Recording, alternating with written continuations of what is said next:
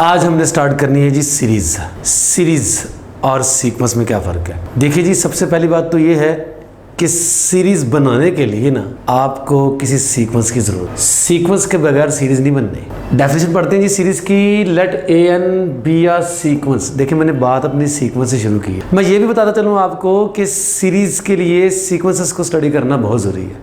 अगर आपने सीक्वेंसेस को अच्छी तरीके से पढ़ लिया है तो फिर सीरीज़ भी बहुत अच्छी तरीके से आप बड़ी ही आसानी के साथ पढ़ लेंगे। तो सीरीज़ को शुरू करने से पहले सीक्वेंस से अपनी अपनी स्टोरी शुरू की है। ए एन आपके पास सीक्वेंस है। सीक्वेंस है तो मतलब एक बात तो अंडरस्टूड, बल्कि दो बातें अंडरस्टूड। ये सीक्वेंस ऑफ रियल नंबर्स भी है और ये इन्फिनिट सीक्वेंस भी है। ठीक है जी, हमने अपनी डिस्कशन में उन सीक्वेंसेस की बात करनी है जो सीक्वेंस ऑफ रियल नंबर्स हैं और जो इन्फिनिट है। राइट, ये आपको पता है। ये जी सीक्वेंस है आपके पास। अब सीक्वेंस है तो आप इसको लिखते कैसे हो भाई? एन फ्रॉम 1 टू इन्फिनिटी होता है। एन की जगह 1 पुट किया, A1 फर्स्ट टर्म, उसके बाद क्या करते हो? कॉमा लगाते हो। एन की जगह 2 पुट करेंगे, सेकंड टर्म A2, इस तरह A3 A4 कॉमास लगाते हुए A1 A2 A3 A4 and on on, sequence बन जाती है। तो बस आपने इन्हीं कॉमास को हटाकर प्लस का साइन लगा देना है। क्या बन जाएगी? सीरीज बन जाएगी। क्या बन जाएगी? सीरीज बन जाएगी। तो then an expression of the form k from 1 to n ak is equal to A1 plus A2 plus A3 plus up to so on plus AN plus up to so on। ये क्या है जी? ये series है। अगर commas होते तो sequence थी, यही वाली सीक्वेंस थी। बस कॉमास को हटा के अपने प्लस का साइन लगा दिया। ये जो एक्सप्रेशन है, इस एक्सप्रेशन को हम क्या नाम देंगे? सीरीज़ का नाम देंगे। एक बात मैं आपको पहले बता दूं भाईजान, यहाँ पर हमने टर्म्स के दरम्यान में प्लस का साइन लगाया है, तो मतलब ये नहीं है कि इन तमाम टर्म्स को ऐड करना है। अब ऐड करके पता नहीं सम निकलना है कि नहीं निकलना।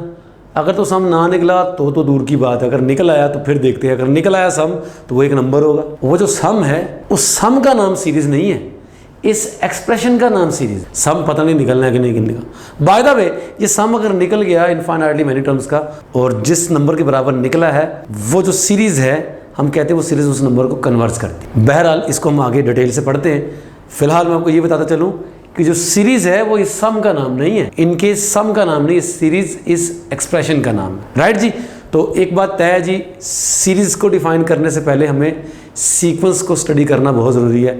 सीक्वेंस नहीं पता होगा हमें सीक्वेंस क्या होती है तो सीरीज का भी हमें पता नहीं चलेगा। नीचे कुछ एग्जाम्पल्स लिखी हुई हमने, ये समेशन लिखा हुआ है ना, समेशन 1/2 की power k from 1 to infinity. इस वक्त डमी इंडेक्स मैंने k यूज़ किया हुआ, तो k की जगह 1 पुट करते हैं, क्या आ जाएगा जी? यहाँ पर आ जाएगा आपको 1/2 की पावर 1/2 मिल जाएगा।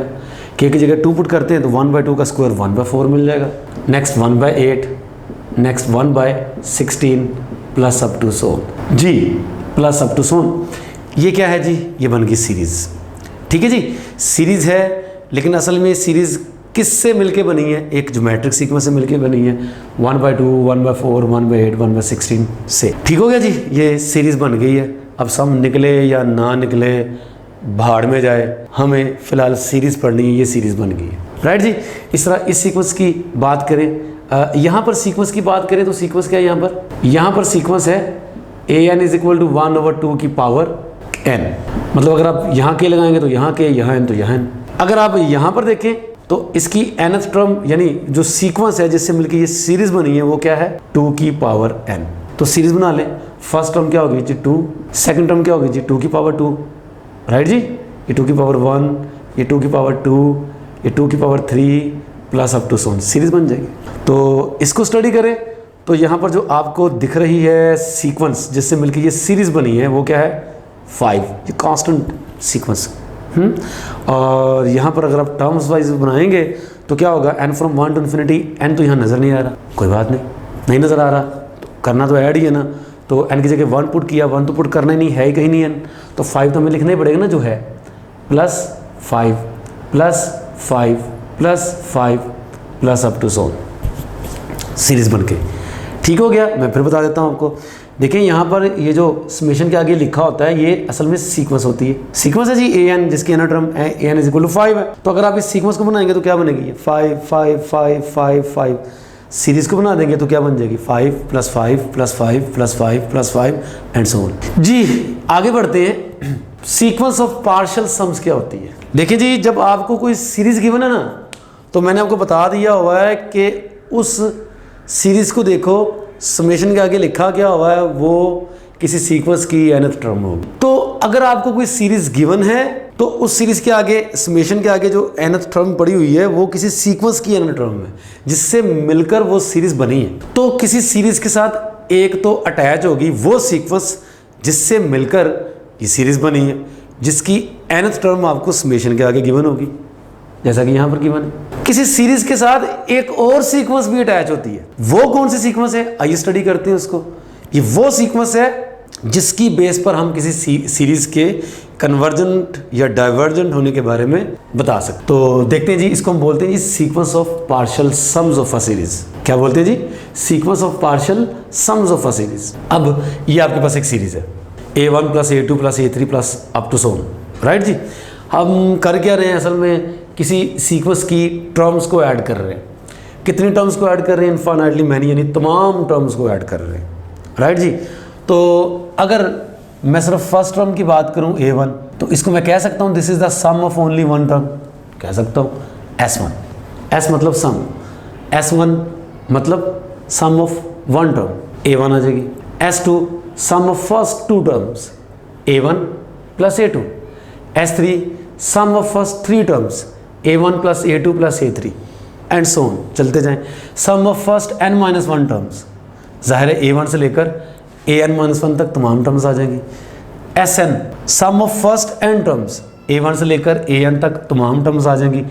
इससे पहले an-1 टर्म भी लिख सकते हैं, ठीक है, इससे कोई फर्क नहीं पड़ता। अप टू सोन।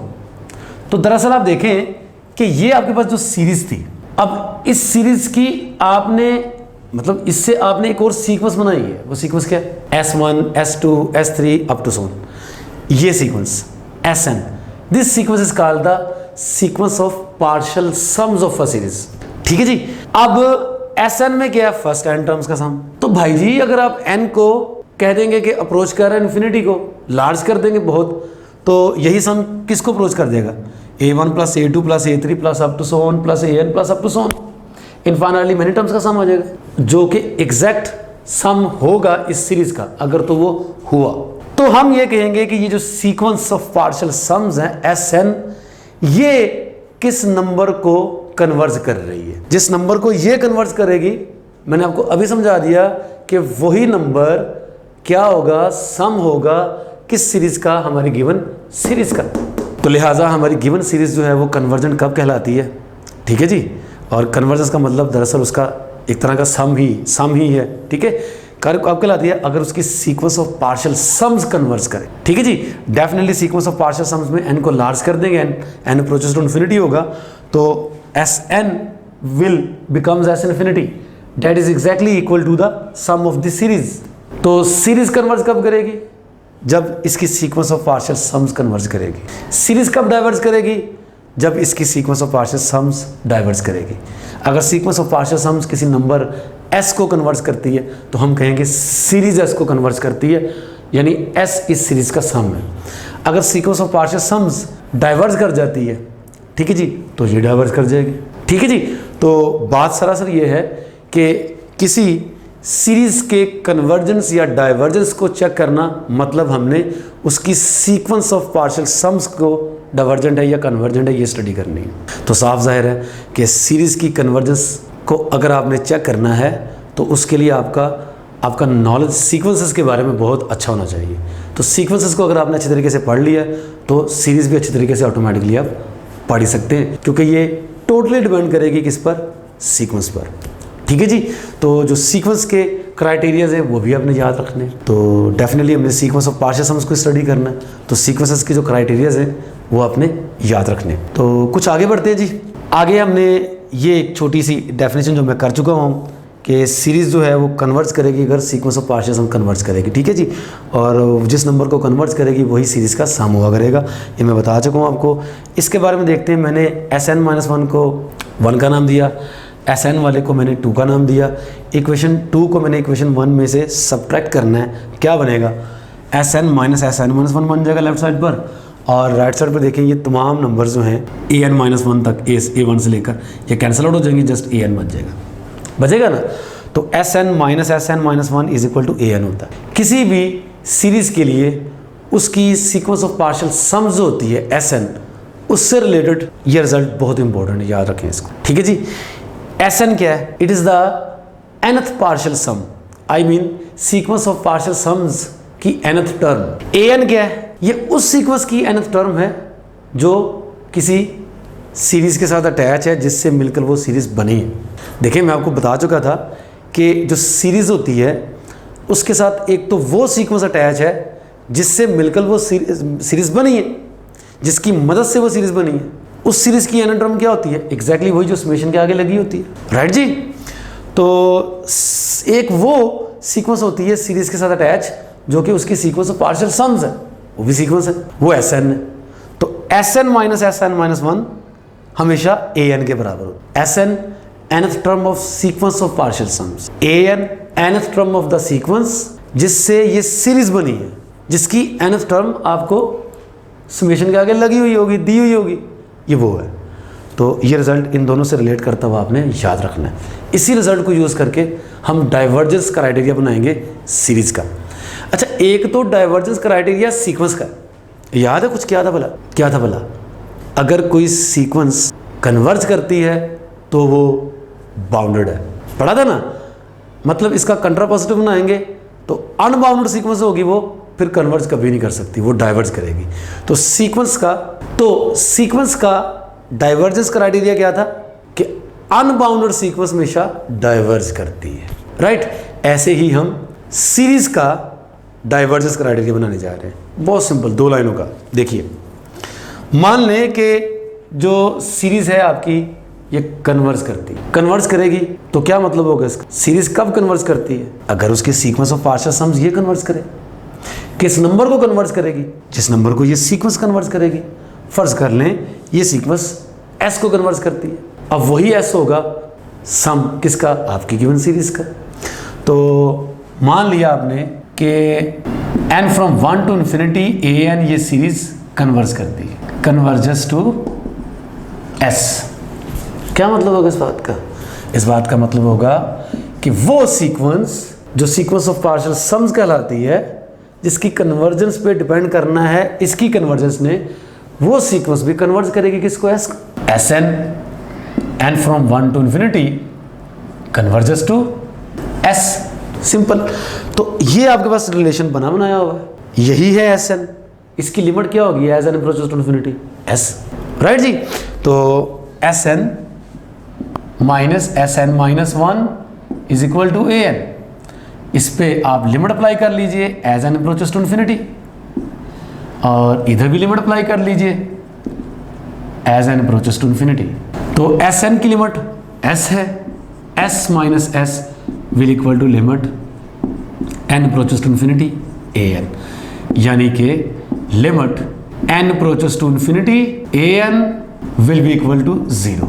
तो ये आपका बन गया divergence criteria of the series. तो याद रखिए ये क्या है भला, कि अगर कोई series summation k from 1 to infinity a k या summation n from 1 to infinity A n converge करती है, तो फिर वो सीक्वेंस जिससे मिलकर वो सीरीज बनती है, मैं सीक्वेंस ऑफ पार्शियल सम्स की बात नहीं कर रहा हूं, वो सीक्वेंस जिससे मिलकर वो सीरीज बनती है, जिसकी nth टर्म आपको समेशन के आगे लगी हुई नजर आती है, ये वाली सीक्वेंस किसको कन्वर्ज करती है जी? 0 को। देखिए ये an यहां से लिया जाएगा ना, यहां से, ठीक है जी।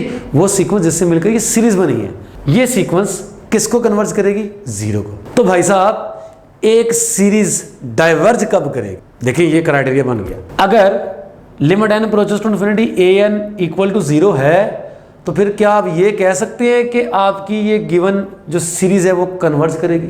ये तो नहीं कहा जा सकता। ये कन्वर्ज करेगी तो इसकी लिमिट 0 नहीं है। लिमिट अगर 0 है तो फिर ये नहीं कहा जा सकता कि ये जो सीरीज है आपकी ये कन्वर्ज करेगी। भाई कन्वर्ज तो नहीं ना कहा जा सकता ट्रू है, हाँ कंट्रा पॉजिटिव किसी भी स्टेटमेंट का ट्रू होता है, यानी इसका कंट्रा पॉजिटिव बना लेंगे तो वो ट्रू होना है। अब इसका कंट्रा पॉजिटिव बनना क्या है कि भाई अगर ए एन की लिमिट 0 नहीं है, उलट जाएं अब, this implies this, not this implies not this. अगर इसकी लिमिट 0 नहीं है तो फिर आपकी सीरीज क्या होगी? कन्वर्जेंट नहीं होगी। तो this is the convergence criteria कि आपके पास सीरीज़ एक गिवन है आपको, उसके आगे जो एन टर्म लगी हुई है वो जिस सीक्वेंस की एन टर्म है, अगर वो सीक्वेंस जीरो को कन्वर्ज नहीं करते तो फिर आपकी गिवन सीरीज़ क्या होगी, डाइवर्जेंट होगी। यानी ए एन की लिमिट अगर जीरो नहीं है तो आपकी आपकी सीरीज़ क्या होगी, डाइवर्जेंट होगी। अब लिमिट जीरो होने का क्या मतलब है, लिमिट 1 हो तब भी गिवन सीरीज़ डाइवर्जेंट, लिमिट 2 हो तब भी given series divergent, limit exist ही नहीं कर रही, लिमिट इन्फिनिटी है ए एन की, तब भी आपकी गिवन सीरीज डाइवर्जेंट। यानी ए एन की लिमिट अगर जीरो है तो आप श्योर हो कि आपकी जो गिवन सीरीज है वो कन्वर्जेंट है, अदरवाइज डाइवर्जेंट, राइट जी। तो देखिए जी, सबसे पहले अगर आपने चेक करना है किसी सीरीज के कन्वर्जेंस या डाइवर्जेंस के लिए, तो सबसे पहले तो ट्राई इससे करो ना डाइवर्जेंस टेस्ट से। सबसे पहले ट्राई इससे करनी चाहिए। लीजिए जी, यहाँ पर ए एन क्या है, ए एन है जी 1/2 की पावर एन। लीजिए अब मैं इस ए एन की लिमिट चेक करने जा रहा हूँ। अच्छा, मैं कैसे करूँगा, डेफिनेटली मैं ए एन की लिमिट चेक करूँगा तो मैं लिमिट की जो मैंने क्राइटेरियाज बना ली मैं उन्हीं को यूज़ करूँगा। ये 1/2 की पावर एन ये सीक्वेंस है, ऐसा सीक्वेंस देखना आपने, 1/2 की पावर एन है, कन्वर्जेंट है कि डाइवर्जेंट है, कन्वर्जेंट है, तो क्राइटेरिया बना लिया हुआ है। ये ज्योमेट्रिक सीक्वेंस है जिसका कॉमन रेशियो 1/2, ठीक है ना, वो लेस देन 1 है तो ये कन्वर्जेंट है। ये पढ़ा हुआ आपने, ये नंबर 1 से बड़ा होगा, ये 1 के बराबर होगा तो डाइवर्जेंट होगी ये सीक्वेंस। तो ये कन्वर्ज करती है, और किसको कन्वर्ज करती है, जीरो को, ये पढ़ा हुआ आपने, ठीक है जी। As n approaches to infinity 1/2 ये जीरो हो जाएगा। तो आपने देखा कि जिस सीक्वेंस से मिलकर ये सीरीज बनी है, यानी ये सीक्वेंस जो है ए एन, ये जीरो को कन्वर्ज कर रही है। ये जीरो को कन्वर्ज कर रही है तो भी क्या मैंने बोला था, जीरो को कन्वर्ज कर रही है तो उल्टा नहीं जा सकते, कन्वर्स वैलिड नहीं होगा। जीरो को कन्वर्ज कर रही है तो हो सकता है आपकी जो सीरीज है वो कन्वर्जेंट हो या डाइवर्जेंट हो, कुछ नहीं कहा जा सकता। लेकिन अगर ये जीरो को कन्वर्ज नहीं करती तो आपको कंफर्म था कि ये जो सीक्वेंस है आपकी, जो गिवन सीरीज है आपकी, वो डाइवर्जेंट ही है। तो अभी ये जीरो को कन्वर्ज कर गई है तो इसके कन्वर्जेंस या डाइवर्जेंस होने के बारे में मैं कुछ नहीं कह सकता। ठीक हो गया जी। अब इस चेक कर लेते हैं। अब मैं कैसे चेक करूँगा, मैं सीक्वेंस ऑफ पार्शियल सम्स बनाऊँगा, है ना। सीक्वेंस ऑफ पार्शियल सम्स बनाऊँगा तो उसमें एस एन निकालूंगा। भाई एस एन मैं कैसे निकालूंगा, फर्स्ट एन टर्म्स का सम। भाई फर्स्ट टर्म ये है 1/2, सेकेंड टर्म 1/4, फिर 1/8 plus up to so on 1/2 की पावर एन, राइट। ठीक हो गया। तो इसका सम निकालना है। आप देख रहे हैं कि ये ज्योमेट्रिक सीक्वेंस है जिसका कॉमन रेशियो 1/2 है ना। तो क्या करें जी, ज्योमेट्रिक सीक्वेंस की मदद से इसका सम निकाल सकते हैं। ज्योमेट्रिक सीक्वेंस की सम का जो फार्मूला होता है वो आपको आता है a n first term that is 1/2 to 1/2 की पावर n -1 ओवर 1/2 -1, है ना। यही होता है ना, बिल्कुल यही होता है। तो अब आपने क्या करना है जी, n अप्रोचेस टू इन्फिनिटी लगाना है। क्यों, क्योंकि ये एस एन है, इसकी कन्वर्सन चेक करनी है ना। इस पे लगाएंगे n अप्रोचेस टू इन्फिनिटी। तो 1/2 की पावर n, ये आपने देख लिया था जीरो थी, तो आपके पास बना क्या, बना 1/2 -1 बच गया, ओवर यहाँ से भी इसको सॉल्व किया तो भी -1/2। तो आपने देखा ये क्या आ जाएगा जी, 1 आ जाएगा। तो आपकी जो सीक्वेंस ऑफ पार्शियल सम्स हैं एस एन, वो कन्वर्ज कर रही है किसको, 1 को, है ना।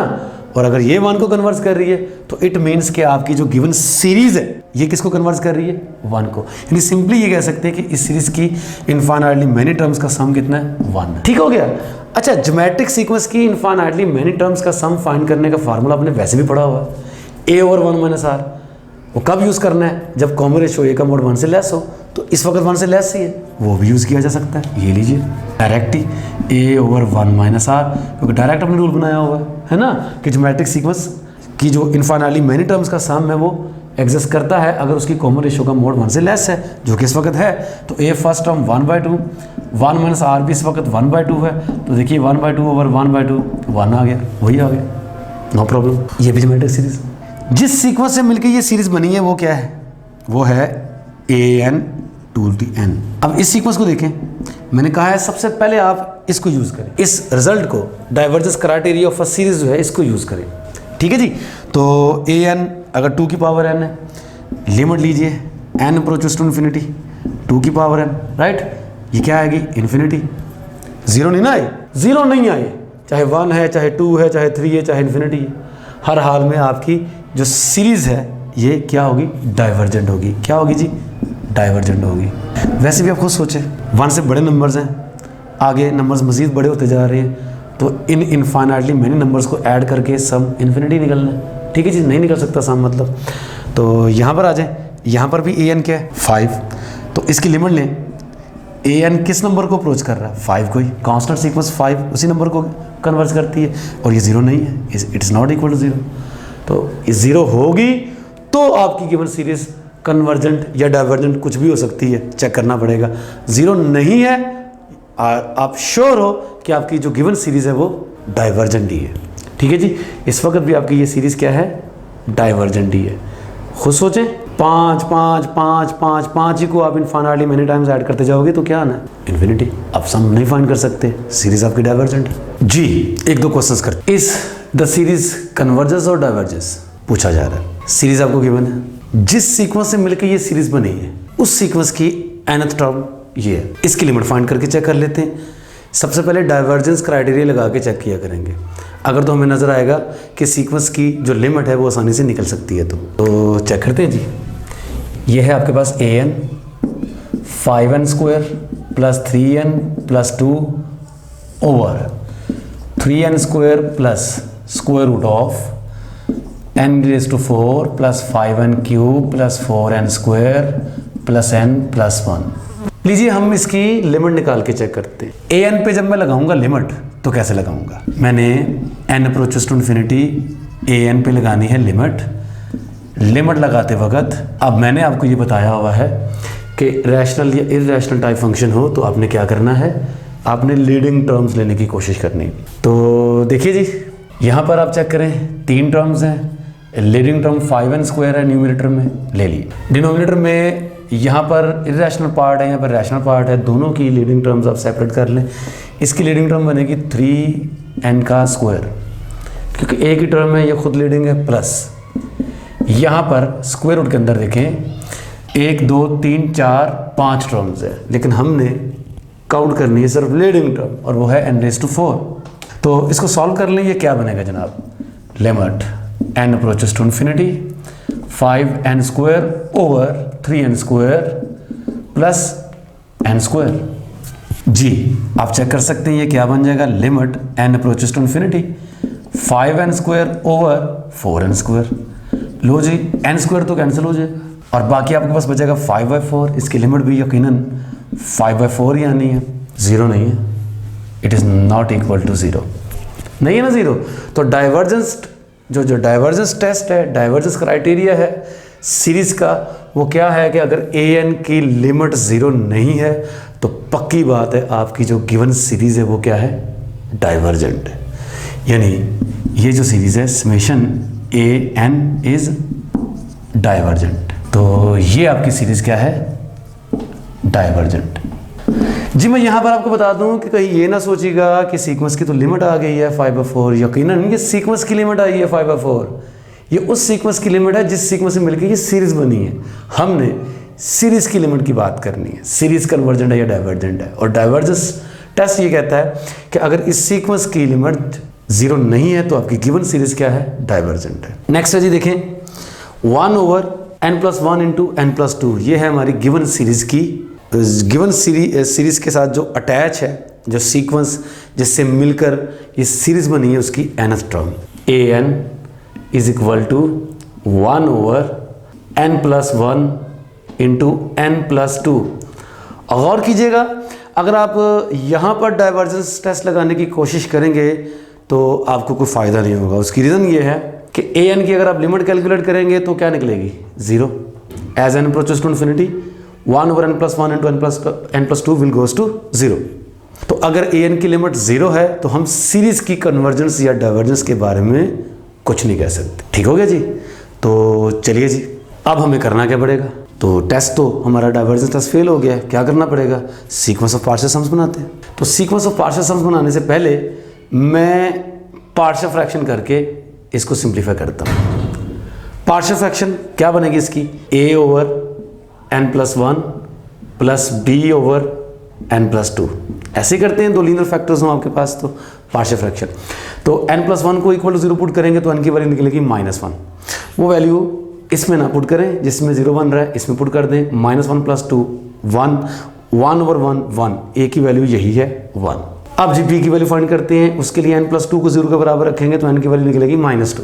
-2 आपने इसमें पुट नहीं करना क्योंकि इसमें पुट करेंगे 0 बन जाएगा, इस वाले में पुट कर लेना है -2 + 1 -1, 1/-1 b की वैल्यू आपको मिल गई -1। चलिए इधर 1 लिख के इसको माइनस कर लेते हैं। तो आपने कर ली पार्शियल फ्रैक्शन। अब आप SN बना सकते हैं। SN क्या होता है जी? सीक्वेंस ऑफ पार्शियल सम्स के लिए SN क्या होगा? A1 + A2 + A3 + up to so on + AN, right जी। तो ज़रा ट्राई कीजिए, n की जगह 1 पुट करें, इधर भी पुट किया जा सकता था लेकिन पार्शियल फ्रैक्शन करके ये सम जो है वो काफ़ी हद तक सिंप्लीफाई हो जाएगा। आप चेक करें, n की जगह 1 पुट करेंगे तो 1/2 आएगा, यहाँ से 1/3 बनेगा, -1/3। अब लीजिए n की जगह 2 पुट करते, 1/3 बनेगा यहाँ से, और यहाँ से 1/4 -1/4। n की जगह 3 पुट करते हैं, n की जगह 3 पुट करेंगे तो यहाँ से 1/4 नेगेटिव, यहाँ से 1/5 प्लस so on। n की जगह n ही पुट करेंगे तो यही चीज़ आ जाएगी 1/n+1 -1/n+2। ये आपने SN फाइंड कर लिया। इसमें देखें फर्स्ट और लास्ट टर्म को छोड़ के बाकी तमाम टर्म्स कैंसिल आउट हो रही है। ये देखिए -1/3 + 1/3 -1/4 + 1/4 -1/5, नेक्स्ट 1/5 से कैंसिल आउट हो जाएगी। इस तरह आप ये कैंसिल आउट करते जा रहे हैं, ये कैंसिल आउट हो जाएगा। तो फर्स्ट बच जाएगी और लास्ट वाली बच जाएगी, ठीक है जी। तो आपके पास बच जाएगा 1/2 - 1/n+2। चलिए जी, मैं आपको नाम भी बता देता हूँ इस टाइप का सम जिसमें हर टर्म अगले टर्म से कैंसिल आउट होती जा रही होती है, जिसमें फर्स्ट टर्म बच जाती है और एंड वाली टर्म बच जाती है। इस तरह के सम को हम नाम देते हैं टेलीस्कोपिक सम। प्लीज़ ये याद रखिएगा, हो सकता है कि आपके काम आ जाए। टेलीस्कोपिक सम, इस टाइप का सम जिसमें फर्स्ट और लास्ट टर्म के अलावा बाकी तमाम टर्म्स कैंसिल आउट हो रही होती हैं। और ज़रूरी नहीं है कि फर्स्ट और लास्ट टर्म ही बचनी होती है, मतलब हो सकता है सेकंड और सेकंड लास्ट टर्म बच जाए, ठीक है जी। तो जिसमें टर्म्स कैंसिल आउट हो जानी होती हैं और एंड में 1 या 2 टर्म्स बच जानी होती हैं, टेलीस्कोपिक सम। तो ये रहा जी आपका SN, ये आपकी सीक्वेंस आ गई। अब SN की लिमिट फाइंड कर लें। SN को देखें किस नंबर को अप्रोच करेगा as n approaches to infinity. n जैसे ही इन्फिनिटी को अप्रोच करेगा ये जो टर्म है ये वैनिश हो जाएगी, ये 0 को कन्वर्ट कर जाएगी और 1/2 बच जाएगा, 1/2। तो आपने देखा कि सीक्वेंस ऑफ पार्शियल सम जो है ये 1/2 को कन्वर्ट कर रही है। इसका क्या मतलब है? इसका मतलब ये है कि आपकी जो सीरीज है समेशन AN ये क्या हो जाएगी? कन्वर्ट कर जाएगी। और किस नंबर को कन्वर्ट कर जाएगी? इसी नंबर को कन्वर्ट कर जाएगी जिस नंबर को इस सीरीज की sequence of partial sums convert करती है। तो आपने बता दिया कि ये सीरीज कन्वर्जेंट है और किस नंबर को कन्वर्ट कर रही है? 1/2 को। यानी ये कह सकते हैं कि इस सीरीज की इनफाइनाइटली मैनी टर्म्स का जो सम है वो 1/2 होगा। नेक्स्ट देखें जी, कहता है find the sum of the following series if exists. इस सीरीज का सम कैलकुलेट करें अगर तो पॉसिबल है, अगर तो सम निकलता है तो क्या करेंगे? क्या करेंगे जी? ये सीक्वेंस पहचान में नहीं आ रही, इसकी nth टर्म क्या है? कोई बात नहीं, कुछ याद कीजिए कि मैंने आपको बताया था कि सीक्वेंस, मैं सीरीज की बात नहीं कर रहा हूँ, अब मैं बात कर रहा हूँ सीक्वेंस की, ठीक है।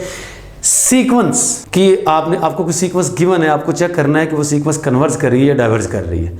तो मैंने कहा था कि सीक्वेंस की चंद पहली फाइनाइटली मैनी टर्म्स को डिलीट कर दोगे, बाकी जो सीक्वेंस बच जाएगी। अगर आप first finite number of terms he delete करोगे तो बाकी जो सीक्वेंस बचनी है वो इन्फिनिटी होनी है।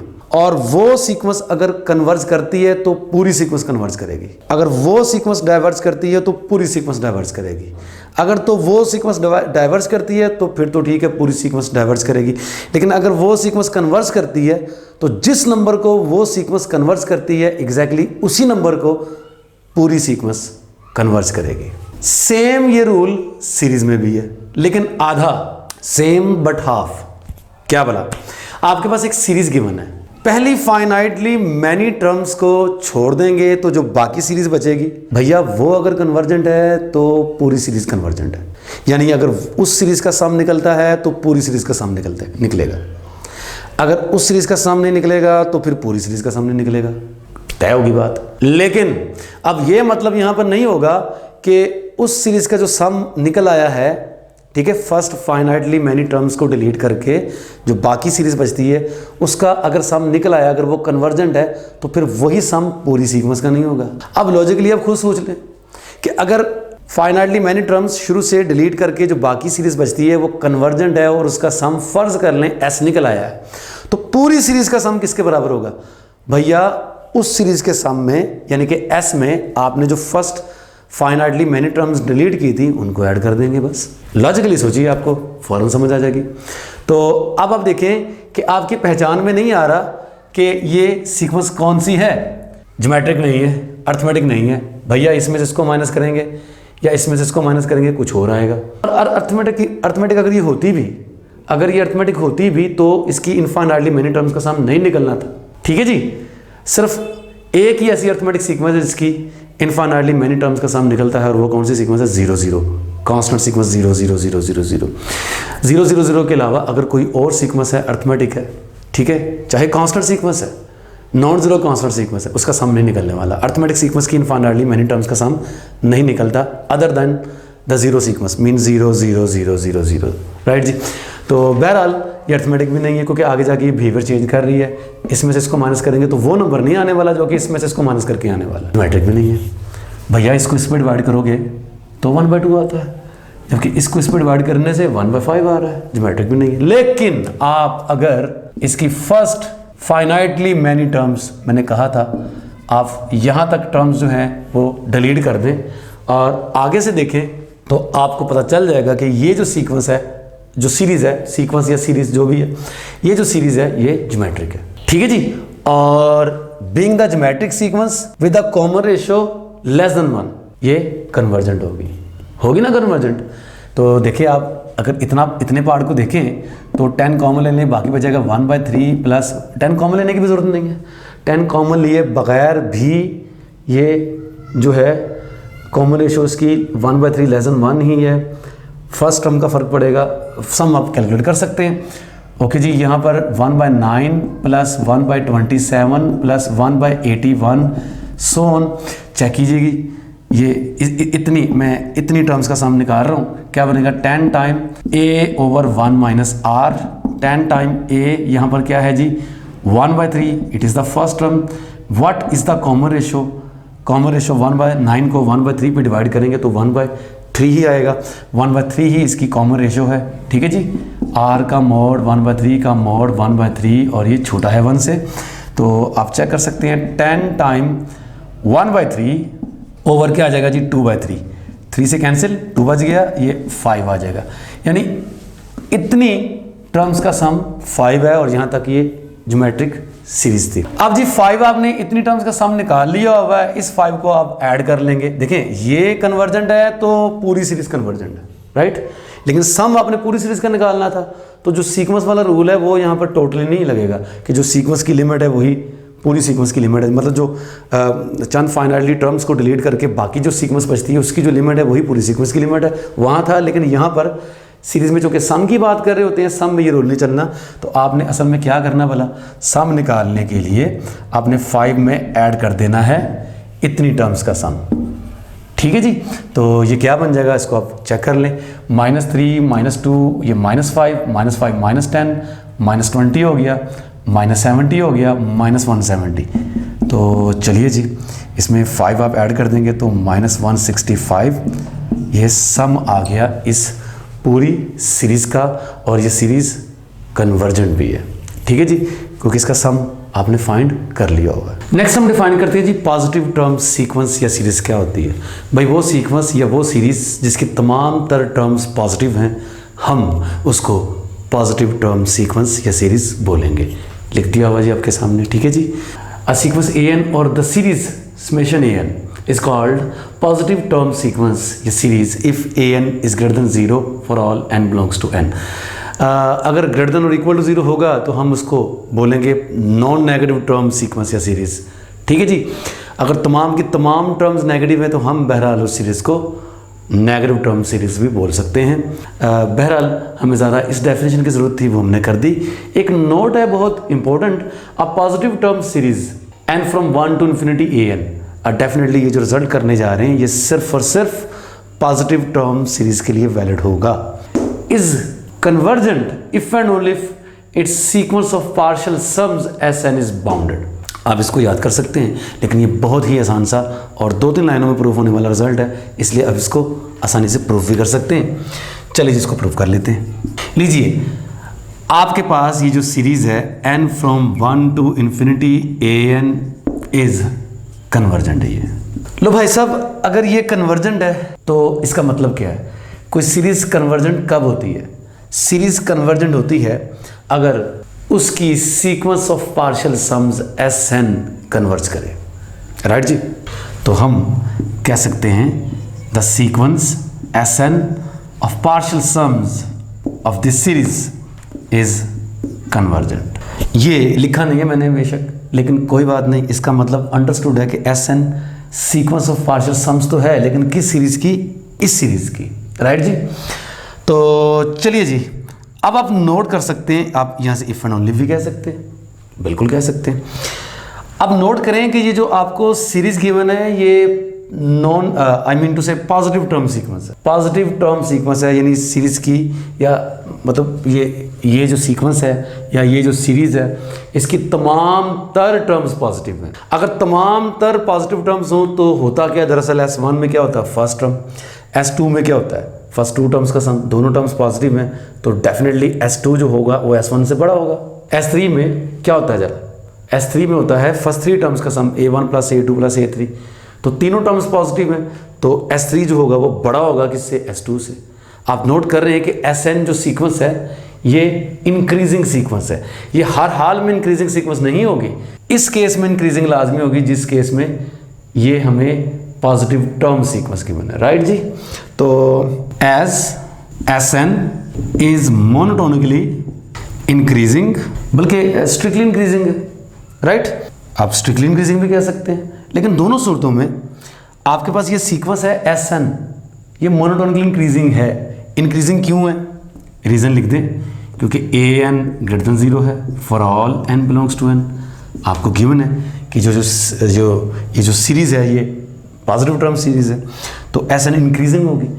भाईजान इंक्रीजिंग होगी और कन्वर्जेंट भी है। सोचिए, इंक्रीजिंग है और कन्वर्जेंट भी है, कन्वर्जेंट है तो बाउंडेड भी होगी ना। अगर इंक्रीजिंग है और बाउंडेड है तो फिर हमने सीक्वेंस के एक किसी थ्योरम में पढ़ा हुआ था कि वो सीक्वेंस जो इंक्रीजिंग हो और बाउंडेड हो वो अपने सुप्रीमम को कन्वर्ज करती है, यानी वो भी कन्वर्जेंट होती है। तो इफ़ एंड ओनली हम ये कह सकते हैं इंक्रीजिंग है, मोनोटोनिकली इंक्रीजिंग है और कन्वर्जेंट है, तो लाजमी तौर पर हम कह सकते हैं इफ़ एंड ओनली इफ़ ये जो सीक्वेंस है Sn n from 1 to infinity ये क्या होगी? Is bounded. लीजिए जी, अगर आपके पास कोई सीरीज़ है, उस सीरीज़ की सीक्वेंस ऑफ पार्शियल सम्स आपके पास मौजूद है और आपने किसी तरीके से ये अंदाज़ा लगा लिया है कि वो sequence of partial sums bounded है, तो आपकी जो गिवन सीरीज़ होगी वो क्या होगी? हमेशा कन्वर्जेंट होगी, प्रोवाइडेड जो गिवन सीरीज़ है वो पॉजिटिव टर्म सीरीज़ हो। राइट जी? ये कंडीशन भूलिएगा मत। आगे बढ़ते जी, 2 थ्योरम्स करते हैं, बहुत इंपॉर्टेंट थ्योरम्स हमारे आगे जाके काम आएंगे। थ्योरम 1 करते हैं। फ़र्ज़ कर लें, मैं कहता हूँ एक सीरीज़ है हमारे पास n from 1 to infinity an, और हमें पता है कि एक सीरीज़ कन्वर्ज कब करती है? जब उसकी sequence of partial sums converge करे। राइट जी? तो मैं लिखने जा रहा हूँ this series converges to a। What does it mean? इसका मतलब ये है ये सीरीज़ a को कन्वर्ज कर रही है, मतलब इसका क्या है कि इस सीरीज़ की जो सीक्वेंस ऑफ पार्शियल सम्स है वो a को कन्वर्ज कर रही है, यानी इस सीरीज़ का सम इनफाइनाइटली मेनी टर्म्स का सम a है। चलिए एक और हमारे पास सीरीज़ है summation n from 1 to infinity bn, ये फ़र्ज़ कर लें b को कन्वर्ज कर रही है। ठीक है जी? As n approaches to infinity. मे भी आप किसी बुक में ये नोटेशंस फाइंड ना करें, कोई बात नहीं, नोटेशंस हम सब समझ लेते हैं। हमने जो इतनी बड़ी लैंग्वेज के साथ लिखना है हम इसे मुख्तसर करके लिख लेते हैं। मतलब मेरे लिखने का मतलब ये है कि this series converges to a and this series converges to b। अब आपके पास कोई से भी 2 रियल नंबर्स हैं, एक फ़र्ज़ कर लें अल्फ़ा, एक beta. Then for any real numbers alpha and beta we have, लीजिए जी हम क्या करने जा रहे हैं? हम एक सीरीज़ बनाने जा रहे हैं। कैसे बनाने जा रहे हैं? एक रियल नंबर अल्फ़ा को एक सीक्वेंस से मल्टीप्लाई किया प्लस हो या माइनस हो, दूसरे रियल नंबर को आपने बीटा है, ठीक है जी, ये आपने दूसरी सीक्वेंस से मल्टीप्लाई किया और ये एक सीरीज़ बना डाली। तो मैं ये कहना चाह रहा हूँ कि ये वाली सीरीज़ भी कन्वर्जेंट ही होगी। और किस नंबर को कन्वर्ज करेगी? अल्फ़ा इसकी लिमिट, ठीक है जी, ए, बीटा इसकी लिमिट डेट इज़ बी। यानी आप इसको लिख सकते हैं alpha summation n from 1 to infinity A N plus minus beta summation n from 1 to infinity B N. ठीक है जी, अल्फ़ा ये कन्वर्ट्स कर रही है ए को, ए आ जाएगा, बीटा ये कन्वर्ट्स कर रही है बी को, यहाँ बी आ जाएगा। सिंपल सी ये मैं बात ये कहना चाह रहा हूँ कि अगर दो आपके पास कन्वर्जेंट सीरीज़ हैं, उनका सम भी कन्वर्ज करेगा, उनका डिफरेंस भी कन्वर्ज करेगा, और किसी भी रियल नंबर अल्फ़ा के लिए अगर आप किसी सीरीज़ को अल्फ़ा से मल्टीप्लाई करते हैं तो रिजल्टिंग सीरीज़ जो बनेगी वो भी कन्वर्ज करेगी, और उसकी लिमिट क्या होगी, यानी उसका सम क्या होगा, alpha time the sum of that series, right जी। तो नेक्स्ट है, अगर एक series n from 1 to infinity A n है, ये डाइवर्जेंट है, एंड दूसरी सीरीज़ है n from 1 to infinity B N, ये कन्वर्जेंट है। ठीक है जी, मैंने कहा ये सीरीज़ डाइवर्ज कर रही है, मैंने कहा ये सीरीज़ कन्वर्ज कर रही है, एक कन्वर्जेंट है एक डाइवर्जेंट है। तो याद रखिएगा इन दोनों सीरीज़ का सम जो बनाएंगे आप n from 1 to infinity A N plus B N, ये सम वाली जो सीरीज़ होगी हमेशा डाइवर्जेंट होगी। यहाँ पर मेरे सी डी से मुराद डाइवर्जेंट है और सी से मुराद कन्वर्जेंट है। मतलब सीधा सीधा ये मैं कहने की कोशिश कर रहा हूँ कि एक सीरीज़ आपके पास कन्वर्जेंट है और दूसरी सीरीज़ आपके पास डाइवर्जेंट है, उनका सम हमेशा डाइवर्जेंट ही होगा। ये बात आप याद रखिएगा।